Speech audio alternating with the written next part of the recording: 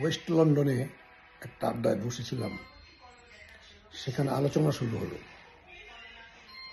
আলোচনাটা হলো ওই যে ভারতে একটা নতুন দল গঠন হয়েছে, ককরোচ জনতা পার্টি, মানে তেলাপাকড় জনতা পার্টি। তো ঠিক আছে, পার্টির নাম দিচ্ছে ভালো। তো একজন উঠে বলল, আরে ভাই নাম তো দিচ্ছে ঠিক আছে, কিন্তু আমি তো স্বপ্নে দেখলাম, ওই লোকটা বলতেছে, আমি তো স্বপ্নে দেখলাম যে ওই ককরোচ নাকি অমিত শাহর নাকে কামড় দিচ্ছে, নাকটা খুঁটে খুঁটে খাচ্ছে। কি বলেন, ককরোচ আবার এর নাক পর্যন্ত ওঠে কেমনে? তো ভাই দেখলাম। আবার আরেকজন বলতেছে যে ভাই শুধু তাই না, আমিও দেখছি। কি দেখলেন? আমি দেখতেছি যে মোদিজির কানে বসছে, কান খাইতেছে।